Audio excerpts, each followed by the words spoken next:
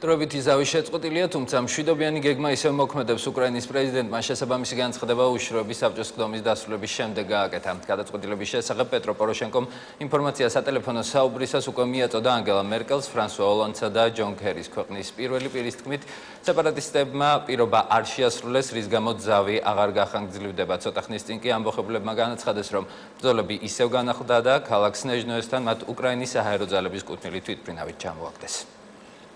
10 დღიანი პაუზის შემდეგ უკრაინის შეიარაღებულმა ძალებმა ქვეყნის აღმოსავლეთით სეპარატისტებზე იარეში განაახლა. უკრაინის პრეზიდენტმა ზავის ვადები აღარ გაახანგრძლივა.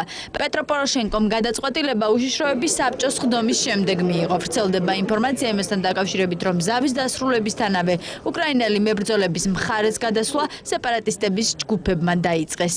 სეპარატისტების პოლიტიკურმა ხელმძღვანელობამ არ გამოხატა სურვილი და ვერ გააკონტროლა საკუთარი ტერორისტები და მოროდიორთა ჯგუფები. რუსეთის მიერ ჩვენს ტერიტორიაზე რუსული ჯარის შემოჭრის შესახებ გადაწყვეტილების გაუქმებას მხოლოდ სიმბოლური ხასიათი ჰქონდა. ჩვენ ვერ ვნახეთ კონკრეტული ნაბიჯები, რომლებიც მდგომარეობას განმუხტავდა და საზღვარზე კონტროლს გაამყარებდა. ჩვენ იერიში განვახორციელებთ და გავათავისუფლებთ ჩვენს ქვეყანას. გადაწყვეტილების შესახებ ინფორმაცია ქვეყნის პირველმა პირმა სატელეფონო საუბრისას უკვე მიაწოდა ანგელა მერკელს, ფრანსუა ოლანდს და ჯონ კერის. პოროშენკოს თქმით, სეპარატისტებმა პირობა არ შეასრულეს, რის გამოც ზავი აღარ გახანგრძლივდება. პოროშენკოს გადაწყვეტილების შემდეგ პირველი განცხადება უკვე გააკეთა რუსეთმა. პუტინის მრჩეველმა ეჭქვეშ უკრაინის პრეზიდენტის და ევროკავშირთან ასოცირების შეთანხმების ხელმოწერის ლეგიტიმურობა დააყენა. ექსპერტების დონეზე შეგვიძლია საკითხი ასე დავაყენოთ, საერთოდ ლეგიტიმურია თუ არა ევროკავშირთან ასოცირების შეთანხმება, რომელსაც ხელი უკრაინამ მოაწერა.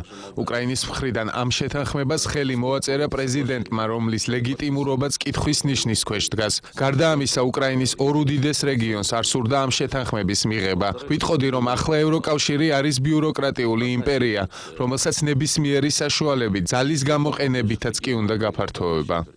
ზავის დასრულების შესახებ განცხადება შეერთებულ შტატებშიც გაკეთდა. ამერიკის შეერთებული შტატების სახელმწიფო დეპარტამენტის წარმომადგენელმა დაადასტურა, რომ ზავის პირობები სეპარატისტების მხრიდან ირღვეოდა. ჯეინ ფსაკის თქმით, ამერიკის შეერთებული შტატები კიევის ნებისმიერ გადაწყვეტილებას შეუწყობს ხელს.